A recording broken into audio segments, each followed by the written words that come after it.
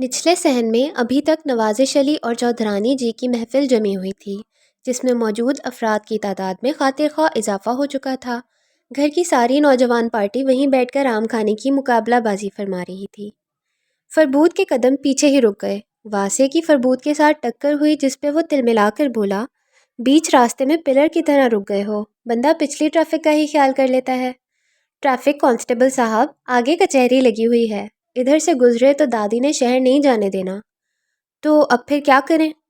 چھت کے راستے حویلی کی طرف نکل جاتے ہیں۔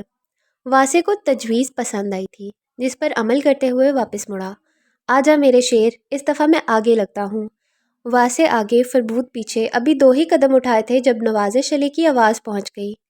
اے جی سرکار، اتنی خاموشی اور دبے پاؤں، آخر کدھر کی تیاریاں ہیں؟ فربود کے منہ سے بڑبڑاہٹ نکلی۔ مر گئے یار۔ رک کر پیچھے دیکھا، تمام حاضرین محفل کی توجہ کا مرکز وہی دونوں تھے، جن کے چہرے دوسری جانب تھے۔ وہ بھی گردنیں موڑ کر ان کو ایسے دیکھ رہے تھے جیسے واسے اور فربود کے سینگ نکل آئے ہوں۔ اب کیا کریں؟ واسے کے پوچھنے پر فربود بولا، مجھے تمہارے سوال سے میڈاگاسکر اینیمیٹڈ فلم کا وہ سین یاد آ گیا، جب جانور کارگو شپ پر سوار ہو تو جاتے ہیں، مگر وہ یہ نہیں جانتے کہ شپ میں تیل ختم ہے، اور جب پینگوئن اپنے باس سے پوچھتا ہے، کیا ان کو بتا دوں شپ میں تیل نہیں ہے؟ اس لیے بے وقوفوں کی طرح خوش ہونے کی ضرورت نہیں ہے، اس آئلینڈ سے جانے کا کوئی راستہ نہیں۔ تو باس جواب دیتا ہے، ان کو خوش ہونے دو، کچھ بھی بتانے کی ضرورت نہیں ہے، آخر ان کو خبر ہو ہی جانی ہے، اس لیے تم لوگ بس مسکرا کر الوداعی ہاتھ ہلاتے جاؤ۔ واسے ہنستے ہوئے بولا، تمہارا مطلب یہ ہے ہمیں بھی یہی کرنا چاہیے؟ اور کیا، مسکراؤ اور ہاتھ ہلا دو۔ ادھر کھڑے ہو کر کیا کسر پھسر کر رہے ہو؟ ادھر کیوں نہیں آ رہے؟ ناچار وہ دونوں آگے بڑھ آئے۔ بڑے چاچو، یہ لوگ ادھر تو نہیں جا رہے ہیں؟ عدیل نے جیب سے سنیما کے 2 ٹکٹ نکال کر نوازش علی کے سامنے کیے۔ نوازش علی تو ادھر متوجہ ہو گئے، پر فربود نے واسے کو نظریں دکھائیں اور تعصب میں سر ہلایا۔ فربود بھائی، ذرا عجیب نہیں لگتا دوسروں کو روک ٹوک کرنا؟ جو بیچارے گھر کی 4 دیواری میں بیٹھ کر کوئی ایک آدھ فلم دیکھ لیں، اس کی اتنی تکلیف ہو رہی تھی، اور خود آپ سینما جاتے ہیں۔ پھپھے کٹنی عورت کہیں کہ، میں سینما جاتا ہوں، مجرا دیکھنے نہیں جاتا جو مجھے شرمندہ کرنے کی کوشش میں تم ہو۔ جو فلمیں تم دیکھتے ہو، ان میں سوائے ٹھرکی پن اور سستے رومانس کے اور کیا ہوتا ہے؟ ہاں جی، آپ تو کرونیکل آف موسس جیسی فلمیں ہی دیکھتے ہیں۔ واسے پہلے ہی آم پکڑ کر کھانے میں مصروف ہو چکا تھا۔ فربود عدیل کو قابو کرنے کے چکر میں جلدی سے وڈی اماں اور باجی ہیرا کے درمیان خالی پڑی جگہ پر بیٹھتے ہوئے بولا، اچھا یار، ایک ڈیل کرتے ہیں، میں سینما جانا بند کر دیتا ہوں، تو اپنا دیسی سینما بند کر دے، بتاؤ منظور ہے؟ بات کرتے کرتے یوں ہی اپنی امی پر نظر پڑی، جو اس کے برابر بیٹھی ہیرا کو گھور رہی تھیں۔ میکانکی انداز میں بائیں طرف گردن موڑ کر دیکھا۔ ایک پل کو تو اپنی بات ہی بھول گیا، جسے وہ باجی ہیرا سمجھا تھا، وہ تاشفہ عباس تھی۔ دونوں کے کندھے مس ہو رہے تھے۔ وہ غم و غصے سے اس کو دیکھ رہی تھی، کیونکہ اس کا آدھے سے زیادہ دوپٹہ فربود کے نیچے آیا ہوا تھا، ورنہ وہ اسی وقت وہاں سے اٹھ گئی ہوتی۔ فربود کو لگا جیسے ان 2 آنکھوں نے اس کو جکڑ لیا ہو، ہل بھی نہیں سکے گا۔ سارے چہرے، ساری آوازیں غائب ہو گئیں۔ واسے کو بری طرح غوطہ لگا تھا۔ کھانس کھانس کر اس کی حالت بری ہو گئی تھی، مگر اس کا فائدہ یہ ہوا، سب کی توجہ فربود سے ہٹ کر واسے کی جانب ہو گئی۔ فربود بھی ہوش میں آ کر معذرت کرتا فوراً وہاں سے اٹھ گیا۔ باقی کا سارا وقت وہ کسی سے بھی کوئی بات کیے بغیر اپنے والد کے پہلو میں بیٹھا آموں سے انصاف کرتا رہا۔ تاشفہ کے پہلو سے فربود کے اٹھتے ہی واسے کی کھانسی رک گئی تھی۔ یہ بات تاشفہ کے سوا کسی نے شاید محسوس بھی نہ کی تھی۔ وہ بغیر کسی بات کے خود کو مجرم سمجھ رہی تھی، کیونکہ شمیم ابھی بھی زہر خند نظروں سے اسی کو دیکھ رہی تھیں، جیسے فربود کے وہاں بیٹھنے میں سارا قصور تاشفہ کا ہو۔ تاشفہ کا دل بری طرح بھر آیا۔ نہ جانے اس عورت کا اس نے کون سا نقصان کیا تھا، جو وہ اس کی بے ضرر جان سے اتنا بیر رکھتی تھیں۔ اس نے وہاں سے اٹھ جانے میں ہی عافیت جانی، اس بات سے بے خبر کہ کسی نے ترچھی ڈھکی چھپی نظروں سے دور تک اس کا تعاقب کیا تھا۔ اندر آ کے اس نے اپنا بیگ خالی کیا، جو ابھی تک ویسے ہی اس کے بستر پر پڑا ہوا تھا۔ اماں وڈی کی سونے سے پہلے لینے والی دوا نکال کر ان کے بیڈ سائڈ پر رکھی، پھر اپنا فون لے کر اپنے کمرے میں آ کر بستر پہ لیٹ گئی۔ لائٹ بند ہی رہنے دی، باہر کا موسم پیارا تھا۔ اندر تھی تو حبس ہی، مگر اور کوئی آپشن نہ تھا۔ اماں وڈی کے کمرے میں موجود اے سی کی کولنگ یہاں تک بھی آتی تھی، جو گزارے کے لیے بہت تھی۔ تاشفہ کے موبائل کا انٹرنیٹ ڈیٹا چلاتے ہی واٹس ایپ پہ میسیجز آ گئے۔ لائف لائن کی طرف سے کل 2 میسیجز تھے جنہیں وقتی طور پر اگنور کرتے ہوئے سیماب کے میسیج کھول کے پڑھنے لگی۔ حالانکہ دل کر رہا تھا فوراً کھول کر دیکھے آخر اس نے کیا جواب دیا۔ بڑی توجہ سے سیماب کے میسیج پڑھنے کی کوشش کر رہی تھی، الفاظ آگے پیچھے گڈ مڈ ہو رہے تھے۔ دل کی دھڑکن کانوں میں ڈرم کی طرح محسوس ہو رہی تھی۔ 2 پل کو آنکھیں موند کر اس نے گہرا سانس بھرتے ہوئے خود کو سرزنش کی۔ اس سے تعلق ختم کرنے کا شوق ہے اور اتنا سا بھی صبر نہیں، اس سے بات کیے بغیر تو گزارا نہیں ہوتا، اس کو چھوڑو گی کیسے؟ آنکھیں کھول کر فون کی اسکرین دیکھی، لائف لائن کے نام والی چیٹ کھولی۔ کتنی دیر لب بھینچ کر سنجیدہ نظروں سے اسکرین کو دیکھتی رہی، جہاں صرف اتنا لکھا تھا، تینوں چھڈیے تے تھاں مریے، دل تینوں دے بیٹھیاں، ہن کریے تے کی کریے۔ چھوڑنے کی باتیں غصے میں کر لو، مذاق میں بول لو، پر حقیقت میں یہ میری موت کے بعد ہی ممکن ہوگا۔ بے یقینی سے اپنی جگہ تھم کر رہ گئی۔ کتنی آسانی سے وہ یہ بات کہہ گیا تھا۔ بے اختیاری سے جلدی جلدی انگلیاں کی بورڈ پر بھاگنے لگیں۔ اتنی بڑی بات آپ اتنی آسانی سے کیسے کہہ گئے؟ سیماب کو جواب دیے بغیر ہی اس نے فون بند کر کے سائڈ ٹیبل پہ ڈال دیا۔ آنکھوں کی نمی ہتھیلی کی پشت سے پونچھ لی جب میسیج کی ٹون نے متوجہ کیا۔ لائف لائن کا ہی میسیج تھا۔ تم اگر ایک ہی دن میں میرے کردار کو مشکوک سمجھ کر مجھے دھتکارنے کے بعد مجھے چھوڑنے کا حکم سنانے کے باوجود میری موت کے ذکر پر نہ چاہتے ہوئے بھی مجھ سے اپنی انسیت جتا سکتی ہو، تو کیا تم سے ہلکا سا ناراض ہونے کا مجھے حق نہیں ہے؟ اگر میں معافی مانگ لوں تو کیا آپ مجھے معاف کر دیں گے؟ ہیڈ بورڈ سے ٹیک لگا کر منتظر نگاہوں سے اسکرین پر جواب کی آمد کا انتظار کر رہی تھی، جب بیچ میں سیماب کی کال آ گئی۔ اس نے انگلی کی حرکت سے کال کاٹ دی۔ معافی مت مانگو، مجھے بس اپنے رویے کی وجہ بتا دو۔ کوئی وجہ نہیں ہے۔ اگر کوئی وجہ نہیں ہے تو کیا تم جان بوجھ کر مجھے ٹارچر کرنے کو ایسا سلوک کرتی ہو؟ فون پہ نارمل باتیں کرتی ہو، سامنے آنے پر یوں اجنبی بن جاتی ہو جیسے مجھ سے کوئی واسطہ ہی نہیں ہے، اور میں کوئی خونا شام بلا ہوں جو اپنے زہریلے دانت نکال کر تمہیں کھا جاؤں گا۔ میری ایک بات مانیں گے؟ ماننے والی ہوئی تب ہم ایک دوسرے سے رابطہ ختم کر دیتے ہیں۔ اس سے کیا ہوگا؟ اس سے آہستہ آہستہ ہی صحیح مگر دل بہل جائے گا۔ میرا یا تمہارا؟ کافی دیر بعد کانپتی انگلیوں سے لکھا، دونوں کا۔ تم ایسا کیوں چاہتی ہو؟ کیونکہ میں آپ کے قابل نہیں ہوں۔ آپ کے ساتھ وہ زندگی نہیں گزار سکتی جو آپ کا حق ہے۔ میں نارمل نہیں ہوں، میری زندگی میں کچھ بھی نارمل نہیں ہے۔ میں آپ کو کھونا نہیں چاہتی ہوں اور آپ کے ساتھ رہ بھی نہیں پاؤں گی۔ وہ اپنی ہی سوچوں میں غلطاں تھیں جب ٹون دوبارہ بچی۔ کیا میں اتنے سالوں کے تعلق میں تمہارا اتنا سا بھی بھروسہ حاصل نہیں کر پایا ہوں جس کے بل بوتے پر تم مجھ سے اپنی پریشانی بیان کر پاؤ؟ مجھے کوئی پریشانی نہیں ہے۔ خود کو باور کروا رہی ہو یا مجھ سے جھوٹ بول رہی ہو؟ جھوٹ کیوں بولوں گی؟ یہی تو میں پوچھ رہا ہوں، کیوں مسلسل جھوٹ پہ جھوٹ بول رہی ہو؟ دل کی جو بات ہے وہ بے خطر ہو کر کہہ دو۔ آپ پتہ نہیں کیا باتیں کر رہے ہیں۔ میری طرف سے شب بخیر۔ تاشفا؟ جی؟ میں تمہارے لیے پریشان ہوں۔ کیوں؟ کیونکہ تمہارے رویے نے مجھے ڈرا دیا ہے۔ کیسا ڈر؟ کھونے کا ڈر۔ آپ جتنے غصے میں گئے تھے مجھے تو لگا آپ کبھی مجھ سے بات ہی نہیں کریں گے۔ تمہارے معاملے میں خود اپنے آپ کو بھی حیران کرتا ہوں میں۔ مجھے اس وقت ضروری کام سے جانا ہے، پھر بات ہوگی۔ خدا حافظ کے ساتھ ایموجی آیا تھا۔ تاشفا کو عجیب بھی لگا اور حیران کن بھی، کیونکہ پہلے کبھی بھی اس نے یہ ایموجی نہیں بھیجا تھا۔ پھر خود کو تسلی دیتے ہوئے سمجھایا، ہو سکتا ہے غلطی سے ایسا ہوا ہو۔ مجھے تو غلطی سے بھیجا ہے، کیا ایسا ممکن ہے کہ کسی اور کے ساتھ دوستی ہو، کسی اور کو ہر روز ایسا میسج بھیجتا ہو؟ ہونے کو تو کچھ بھی ہو سکتا ہے، میں اس کو جانتی ہی کتنا ہوں، سوائے ایک ورچوئل تعلق کے، اور ہے ہی کیا۔ اس کو خود اذیتیں کی اتنی عادت ہو چکی تھی، جیسے خوش مزاج لوگ بری سے بری صورتحال میں بھی کوئی نہ کوئی خوشی کا پہلو نکال لیتے تھے، اسی طرح وہ ہر خوش ہونے والی بات میں بھی کوئی نہ کوئی نکتہ ایسا سوچنے بیٹھ جاتی تھی جو خوشی کی روشنی کو مان کر دیتا۔ ڈاکٹر نعیم 42 سال کا ایک انتہائی خوبصورت مرد تھا، اپنے حلقۂ احباب میں بے حد مقبول۔ ایلیٹ کلاس کی بیگمات اس کی مستقل گاہک تھیں۔ اس کے علاوہ بھی آج تک اس نے اپنے ہاتھ سے کوئی ایسا موقع جانے نہیں دیا جس میں پیسہ بننے کے چانسز نہ ہوں۔ اس کا چھوٹا بھائی ڈینٹسٹ تھا۔ ایک ہی جگہ پر دونوں نے مل کر بہت ہی پرشکوہ آفس بنایا ہوا تھا۔ آج ہر وہ کاروبار کامیاب نظر آتا ہے جو عام آدمی کی پہنچ سے باہر ہوتا ہے۔ پھر بڑے لوگ اس چیز کو فیشن کے طور پر استعمال کرتے ہیں۔ ایک دوسرے کو فخریہ بتاتے ہیں، فلاں سلون کے علاوہ آج تک کبھی کہیں سے بال نہیں کٹوائے، فلاں ڈیزائنر میرا فیوریٹ ہے، جوتے اس برانڈ کے، جولری اس برانڈ کی، اس طرح ڈاکٹر بھی سب سے جدا، سب سے مہنگا، کیونکہ یہ بھی امیری دکھانے کا ایک انداز ہے۔ اور اسی موقع کو ڈاکٹر نعیم نے بڑے عمدہ انداز میں کیش کیا ہوا تھا۔ اس کی ظاہری پروفائل بڑی پرکشش تھی، بلینئر خوبصورت مرد ہونے کے باوجود اس نے ابھی تک شادی نہیں کی تھی، اور شرافت کا سب سے بڑا ثبوت یہ تھا کہ آج تک کسی لڑکی کے ساتھ اس کا کوئی افیئر تک نہ دیکھنے میں آیا، کیونکہ وہ پوری طرح سے اپنے کام کے ساتھ مخلص تھا۔ یہ ڈاکٹر نعیم کا عام تاثر تھا، مگر اس کے بہت ہی قریبی دوست اس کے اصل رنگ و روپ سے واقف تھے۔ اس وقت بھی وہ اپنے کلینک کے بیسمنٹ میں اپنے بھائی اور خاص کارندے سمیت موجود تھا۔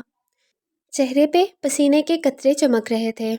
تم نے ابھی تک ڈیلیوری کیوں نہیں کی ہے؟ جانتے ہو کتنے لاکھوں کا نقصان ہونا ہے؟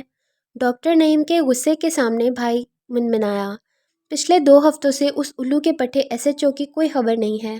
اس کے گھر والوں سے پوچھ لیا، ساتھ کام کرنے والوں سے استفسار کیا، ہر کوئی لا علم ہے۔ مال ہمیشہ اس کی گاڑی میں جاتا ہے، راستے میں کوئی رکاوٹ نہیں آتی۔ اس طرح تو بڑی مشکل پیش آ سکتی ہے۔ ڈاکٹر نعیم نے اپنی سانپ جیسی چمکتی آنکھوں کو اپنے خاص کارندے پر فکس کیا۔ اس کے گھر پر فائرنگ کرواؤ۔ اگر ہمیں دھوکہ دینے کو کہیں روح پوش ہوا ہے تو فوراً منظر پہ آئے گا۔ مجھے اپنا نقصان کسی صورت منظور نہیں ہے۔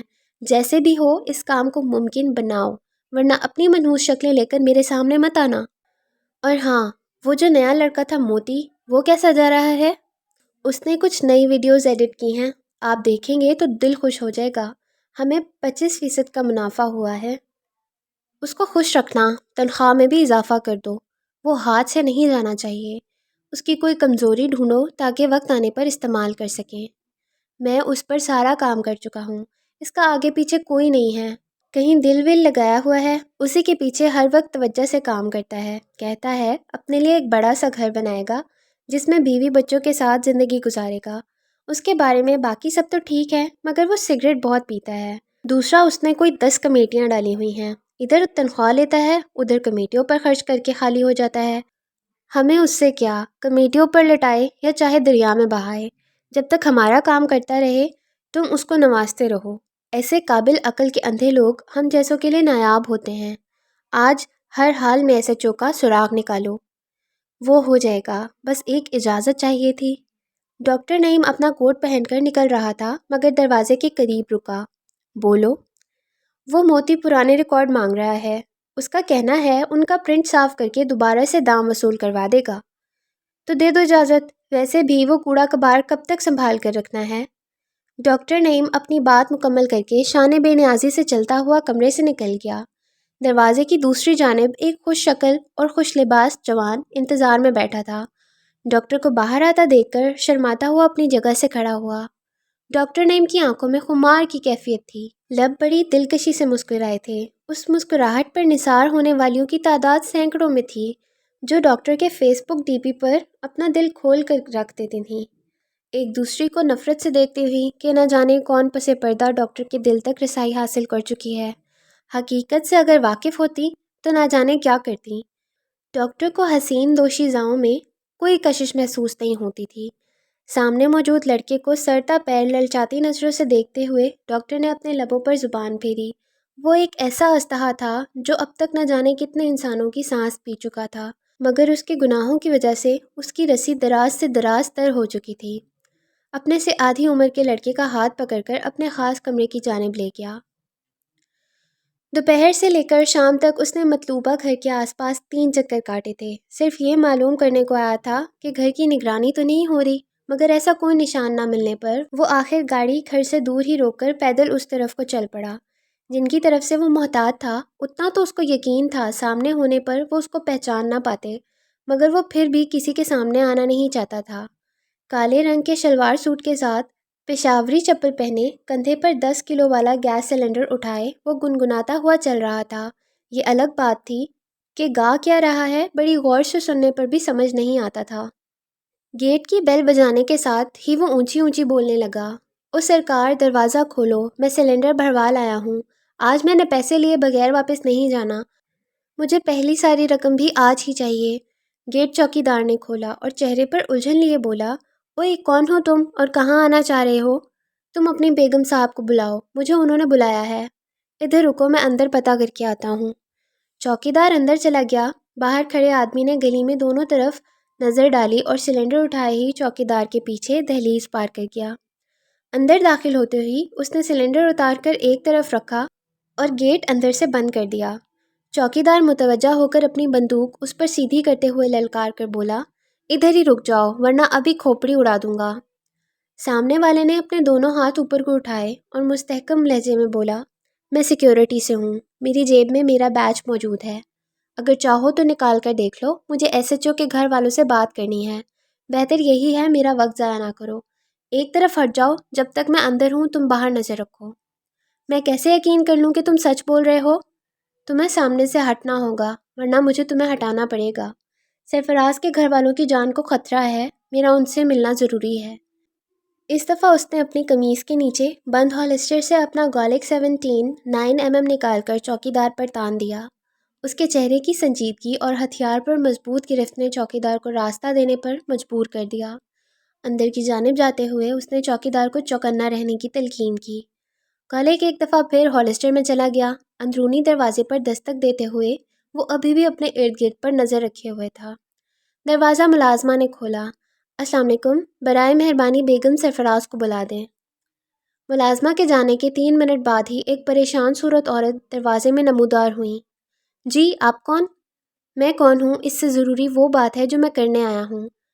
کیا آپ کہیں آرام سے بیٹھ کر میری بات سن سکتی ہیں؟ دیکھیے میرے میاں کی کوئی خبر نہیں ہے، اتنے دنوں سے ان کے ادارے نے خاموشی اختیار کی ہوئی ہے، اوپر سے نہ جانے کیسے کیسے مشکوک لوگ میرے دروازے پر آ کر مجھ سے سوال و جواب کر رہے ہیں، گھر پہ میرے جوان بچے ہیں، میں کیسے کسی ایسے آدمی کو اپنے گھر گھس کر آنے دوں جس کو آج سے پہلے میں نے دیکھا تک نہ ہو۔ سرفراز احمد ایک بہت خطرناک گروپ کی پشت پناہی کرتا رہا ہے، بلکہ ان کا بڑا اہم رکن ہے۔ اس گروہ کے آدمی آپ کے پاس آتے ہوں گے کیونکہ آپ کے شوہر نامدار کو نہ تو کسی نے اغوا کیا ہے نہ ابھی تک کوئی نقصان پہنچایا ہے، وہ میری کسٹڈی میں ہیں۔ اسی سلسلے میں آپ کی مدد کو آیا ہوں۔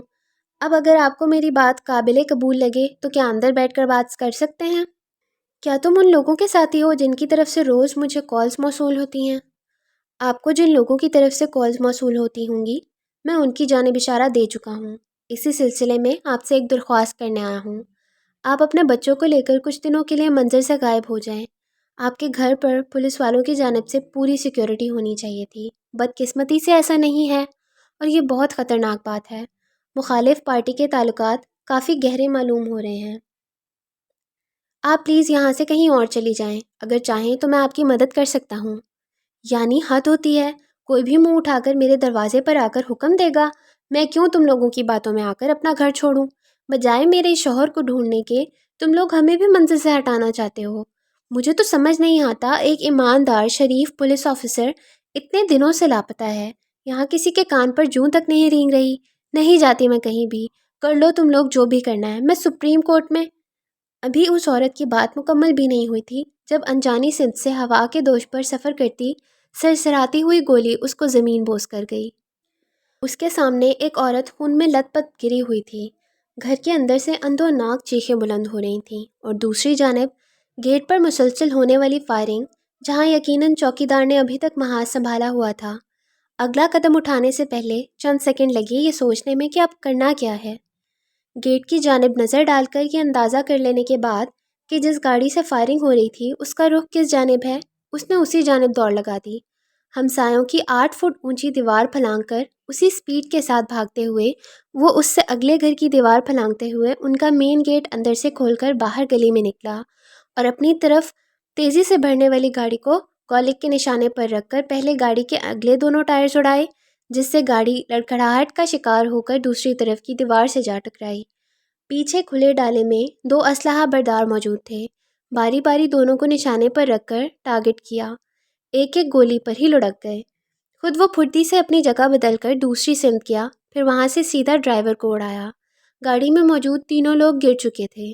گولک کو مضبوطی سے تان کر رکھتے ہوئے وہ گاڑی کے قریب آیا۔ گاڑی کے انجن میں سے دھواں نکل رہا تھا۔ سب سے حیرت انگیز بات یہ تھی وہ پولیس کی گاڑی تھی۔ اندر سے گاڑی کا تفصیلی معائنہ لینے کا وقت نہیں تھا۔ ایک دفعہ فائرنگ رکی تو لوگ گھروں سے نکل کر دیکھنے لگے تھے۔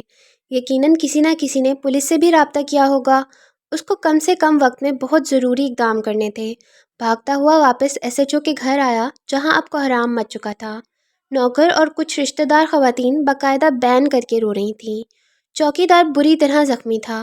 تم اگر چل سکتے ہو تو یہاں سے نکل جاؤ، وہ لوگ واپس آئیں گے۔ مگر گھر کے اندر لوگ موجود ہیں۔ میں ان کا کچھ کرتا ہوں، تم نکلو، جیسے تیسے سڑک تک پہنچ کر بھیڑ کا حصہ بن جاؤ اور اگلا کچھ عرصہ اس طرف کا رخ نہ کرنا۔ تیز تیز بولتے ہوئے وہ اندر کی جانب بڑھ گیا۔ پہلے تو اونچی آواز میں مخاطب کیا مگر کسی نے نہ توجہ دی۔ بادل ناخواستہ کونے کی جانب فائر کر دیا۔ ایک دم خاموشی چھا گئی۔ میں نے ان مرحوم خاتون کو بھی بات سمجھانے کی کوشش کی تھی مگر ان کو بھی بولنے کا شوق چڑھا ہوا تھا۔ اب اگر تم لوگوں نے بھی مرنا ہے تو اپنا کام چالو رکھو، ورنہ 2-4 منٹ کے اندر اندر یہاں سے نکل جاؤ۔ باہر قاتلوں کے 3 بندے مرے ہیں، ان کے وارثوں نے اب یہاں کی اینٹ سے اینٹ بجانے آنا ہے۔ زیادہ سے زیادہ 10 منٹ ہیں، بھاگ جاؤ، واپس مڑ کر نہ دیکھنا۔ پولیس کو فون نہ کرنا کیونکہ وہ لوگ ملے ہوئے ہیں۔ عورتوں میں بھگدڑ مچ گئی۔ وہ وہاں موجود واحد لڑکے کے پاس آیا جو پوری طرح شوق میں تھا، پھٹی ہوئی نظروں سے اپنی ماں کی لاش کو دیکھے جا رہا تھا۔ تمہارا نام کیا ہے؟ اس کے ایک دفعہ پوچھنے پر کوئی جواب نہ آیا۔ لڑکا آنکھیں تک نہیں جھپک رہا تھا۔ اس نے لڑکے کو کالر سے پکڑ کر بری طرح جھنجھوڑا اور رکھ کر ایک تھپڑ اس کے گال پر مارا۔ فرش پر بیٹھی ایک لڑکی اپنی جگہ سے اٹھی اور بھوکی شیرنی کی طرح اس پر جھپٹ پڑی۔ کتے کمینے، پہلے میری ماں کو مار دیا، اب میرے بھائی کو مار رہے ہو؟ اس نئی افتاد پر وہ جھنجھلا کر رہ گیا۔ گولک کی نالی لڑکی کی پیشانی پر رکھی اور غصے کو پیتے ہوئے بند دانتوں کے درمیان سے بولا، مجھے لگتا ہے آج تم سب نے مرنے کا ارادہ کر لیا ہوا ہے۔ میرے پاس وقت نہیں ہے، اپنے ارد گرد نظر ڈالو، ساری عورتیں جا چکی ہیں۔ اپنی اور اپنے بھائی کی زندگی چاہیے تو میرے ساتھ تعاون کرو، ورنہ میں بھی جا رہا ہوں۔ لڑکی نے بھرائی ہوئی آنکھوں سے ماں کی لاش کو دیکھا۔ اب وہاں صرف وہی 3 افراد بچے تھے۔ نوکرانیاں اور رشتہ دار سب جا چکی تھیں۔ میرے بھائی کو بچا لو، وہ تڑپتے ہوئے بولی تھی۔ میں تم دونوں کی مدد کرنا چاہتا ہوں، تم مجھے میرے سوال کے جواب دو۔ کیا گھر پر کوئی گن ہے؟ چھوٹا موٹا کسی قسم کا کوئی بھی اسلحہ ہے؟ ہاں ہے، میرے ابو کی کلاشنکوف پڑی ہوئی ہے، جلدی سے لے کر آؤ۔ اور جو گاڑی باہر کھڑی ہے اس کی چابی کدھر ہے؟ چابی وہاں اسٹینڈ پر موجود ہے اور گن اندر الماری کے اوپر پڑی ہوئی ہے۔ وہ اس کی بتائی سمت میں جا کر چابی اٹھا لایا۔ اتنی دیر میں وہ اندر سے کلاشنکوف لے آئی، ساتھ گولیوں کا ڈبہ بھی تھا۔ یہ لیں۔ اس نے کلاشنکوف کاندھے پر ڈالی، گولیاں ہاتھ میں پکڑی اور ان دونوں کو ساتھ آنے کا بول کر گیراج کی جانب بڑھ گیا۔ میں اپنی امی کو چھوڑ کر کہیں نہیں جاؤں گا۔ کیا امی کے پاس جانا چاہتے ہو؟ اگر جواب ہاں میں ہے تو شوق سے ادھر رک کر اپنے ماموں کا انتظار کر لو، اور اگر مزید 4 دن اور زندہ رہ کر اپنے باپ سے ملنا چاہتے ہو تو چپ چاپ میرے ساتھ آ جاؤ۔ اپنی ماں کی فکر نہ کرو، میرے بندے ان کا جستے خاکی تمہارے نانا نانی کے گھر پہنچا دیں گے۔ گاڑی پہلے سیلف پر ہی سٹارٹ ہو گئی تھی۔ لڑکی خود بھی رو رہی تھی اور اس سے 3 سال چھوٹا 14 سالہ بھائی بھی رو رہا تھا، مگر اس نے مضبوطی سے اس کا ہاتھ پکڑا ہوا تھا۔ دونوں کے بیٹھتے ہی اس نے ہینڈ بریک ہٹاتے ہوئے گاڑی کو گیٹ سے نکال کر انجانی منزل کو ڈال دیا۔ گلی کے اینڈ پر جیسے ہی اس نے موڑ کاٹا، سامنا ایک کھلی وین سے ہوا جس میں 4-5 آدمی ڈنڈے اور بندوقیں لے کے کھڑے تھے۔ نظر سامنے فوکس رکھتے ہوئے اس نے دھیمی آواز میں مسافروں کو اپنی گردنیں نیچی رکھنے کا حکم دیا۔ سامنے والی پارٹی کا سارا فوکس شاید جائے وقوع پر پہنچنے پر ہی تھا۔ اس نے گاڑی سائڈ پر کر کے راستہ بنایا اور وہ لوگ ان کے قریب سے گزر کر نکل گئے۔ بیک ویو مرر سے جاتی ہوئی گاڑی کا جائزہ لیتے ہوئے اس نے اپنی گاڑی آگے بڑھائی۔ سڑک پہ نکل رہا تھا جب ایک اور گاڑی قریب سے گزری، مگر اس دفعہ دوسری گاڑی کی فرنٹ پیسنجر سیٹ پر موجود وسیم سرفراز احمد کی گاڑی کو پہچان گیا تھا۔ کچھ اندر موجود مسافروں کے چہرے سے بھی واقف تھا، پر ڈرائیونگ سیٹ پر موجود آدمی اس کے لیے بالکل انجان تھا۔ جب تک وسیم کا ڈرائیور موڑ کاٹ کر ان کے پیچھے آتا، وہ گاڑی کو بڑی سپیڈ کے ساتھ سڑک سے اتار کر ایک گلی میں ڈال چکا تھا۔ وہاں بھی زیادہ آگے جانے کی بجائے سب سے پہلے آنے والی گلی میں ڈال دیا۔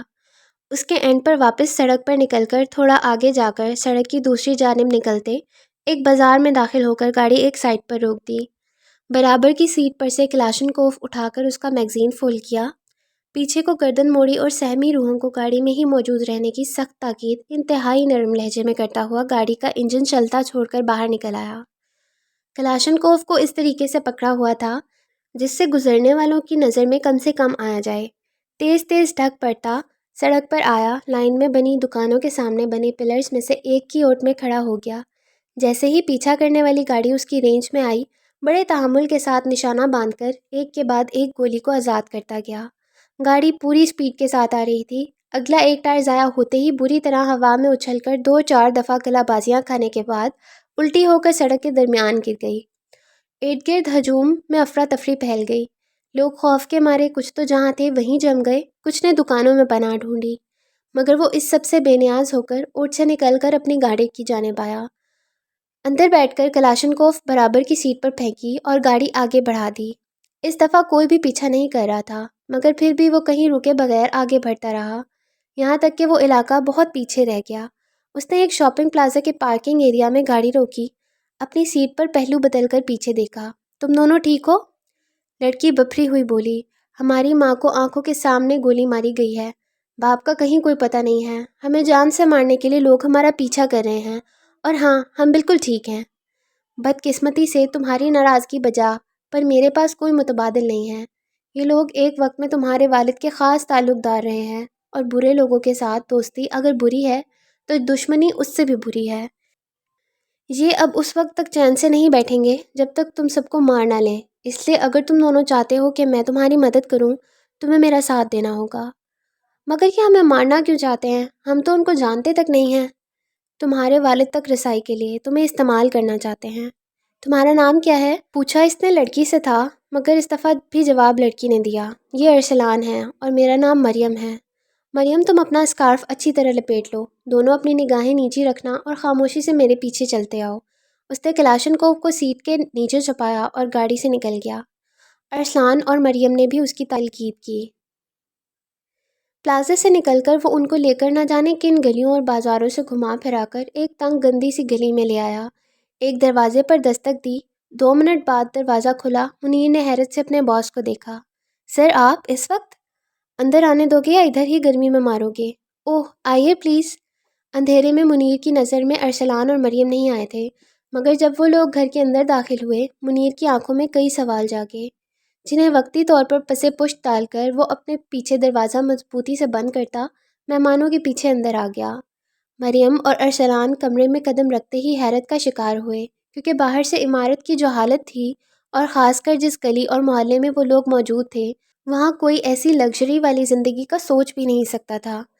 اندر کا سارا انٹیریئر انتہائی ہائی کلاس کی طرز پر کیا گیا ہوا تھا۔ ایسا معلوم ہوتا تھا کمرے کے باہر اور اندر 2 بالکل الگ جہان آباد ہیں۔ باہر سے معلوم ہوتا اونچے اونچے گھروں کے درمیان ایک چھوٹا سا گھر موجود ہے، وقت کے ساتھ ساتھ جو اوپر آنے کے بجائے زمین میں دھنستا جا رہا ہے۔ کھڑکیوں کے فریم سے اندازہ لگایا جا سکتا تھا کل 4 کمرے ہیں، مگر ایسا نہیں تھا۔ اندر سارا مکان اوپن ایئر تھا، جہاں کچن، بیڈ روم، جم، لاؤنج، لائبریری، ہر سہولت موجود تھی۔ 50 انچ کی LCD اسکرین پر سیرینا ولیم ٹینس کھیلتی نظر آ رہی تھی۔ منیر نے ایک دفعہ پھر دروازہ بند کیا۔ آپ لوگ کچھ کھائیں پئیں گے؟ اس کے باس نے ریموٹ اٹھا کر لوکل نیوز چینل لگاتے ہوئے مریم اور ارسلان کو مخاطب کیا۔ بچوں، ادھر کچن میں کھانے کی ہر چیز موجود ہوگی، پہلے منہ ہاتھ دھو کر فریش ہو جاؤ، وہ پیچھے کی جانب واش روم ہے، ادھر بیڈ روم کی الماری میں کپڑے بھی موجود ہوں گے، اپنا ہی گھر سمجھو اور پرسکون ہو کر بیٹھو، اب کوئی خطرے والی بات نہیں ہے۔ مریم کی ٹانگیں بری طرح دکھ رہی تھیں، وہ تو بغیر کچھ کہے منہ دھونے کو واش روم چلی گئی۔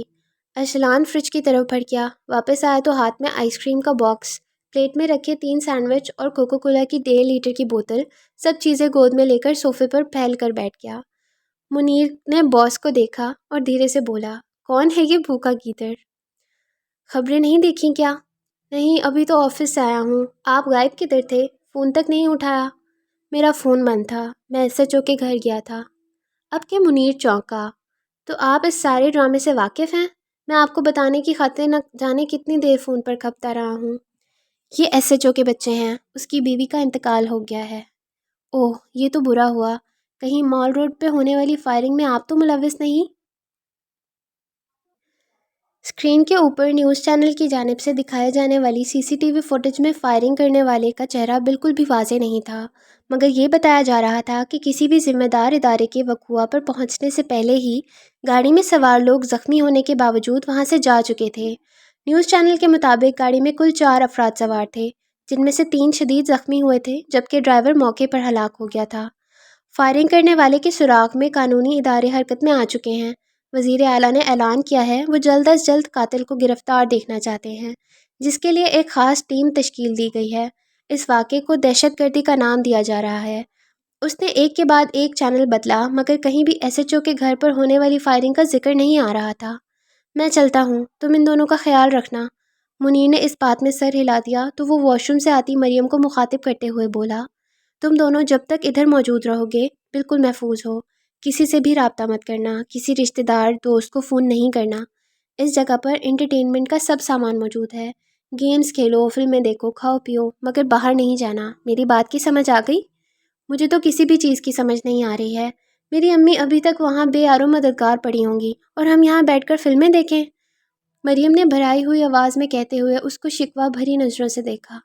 وہ کوئی اتنی عمر کی نہیں لگتی تھی، مگر اب تک کی گئی ہر بات سے وہ یہ ثابت کر چکی تھی کہ وہ ایک انتہائی سمجھدار لڑکی تھی۔ وہ چلتا ہوا اس کے پاس آیا، شفقت سے سر پر ہاتھ رکھا۔ تم رونا چاہتی ہو تو جی بھر کر رو لو۔ تم اس وقت جس مصیبت سے گزر رہی ہو اور جس بہادری سے تم نے میرا ساتھ دیا ہے، میں اس سب کی دل سے قدر کرتا ہوں۔ کسی بھی انسان کا زندگی اور موت پر اختیار نہیں ہے۔ تمہاری امی کا وقت آ گیا تھا، اگر یہ سب نہ بھی ہوتا تو اسرائیل نے تب بھی راستہ نہیں بھولنا تھا، نہ ہی اس سے وقت کی بھول چوک ہونی تھی۔ تم ایک مضبوط لڑکی ہو، ہمت اور جواں مردی سے کام لو۔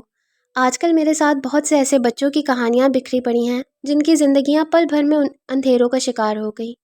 اگر تم یہ سمجھ رہی ہو تم پہ آنے والی مصیبت سب سے بڑی ہے تو تم اپنی جگہ ٹھیک ہی ہو، پر یقین مانو کئی معصوموں کی نظر میں ابھی بھی تم ایک خوش قسمت لڑکی ہو۔ اپنے بھائی کا خیال رکھنا اور منیر کو بالکل تنگ نہیں کرنا۔ میں تمہارے گھر جانے کی کوشش کروں گا تاکہ تمہاری امی کے بارے میں جان سکوں، آیا کوئی رشتہ دار وہاں پر آیا یا نہیں۔ کیا میں پوچھ سکتی ہوں آپ کون ہیں؟ وہ اس کے تم سے آپ بولنے پر مسکرا دیا۔ میں تمہارا خیر خواہ ہوں۔ یہ تو میں جان چکی ہوں، مجھے اب یہ جاننا ہے کہ آپ ہو کون، آپ کا نام کیا ہے، ہمارے گھر کیا لینے آئے تھے۔ یہ ساری باتیں اہم نہیں ہیں، میرے لیے تو ہیں، میں جاننا چاہتی ہوں آپ کون ہیں۔ میں ایک ایجنٹ ہوں بس۔ کیسے ایجنٹ؟ Real estate agent? ہاں، اگر ریئل اسٹیٹ ایجنٹ بندے مار سکتے ہیں تو وہی سمجھ لو۔ تو آپ سیکرٹ ایجنٹ ہیں؟ ہاں۔ نام کیا ہے؟ ہمیں نام بتانے کی اجازت نہیں ہوتی۔ تو پھر آپس میں ایک دوسرے کو کیسے مخاطب کرتے ہیں؟ میرے ماتحت کام کرنے والے مجھے باس کہتے ہیں۔ اور آپ کے آفیسر آپ کو کیا کہتے ہیں؟ ایجنٹ منگو۔ منیر نے بڑی مشکل سے اپنی ہنسی چھپائی۔ یہ کیسا نام ہوا؟ منگو؟ یہ تو کوئی نام ہی نہیں ہے۔ ارسلان نے پہلی دفعہ زبان کھولی تھی۔ منگو مسکراتا ہوا ان لوگوں کو دروازہ بند کرنے کا حکم دیتا وہاں سے نکل گیا۔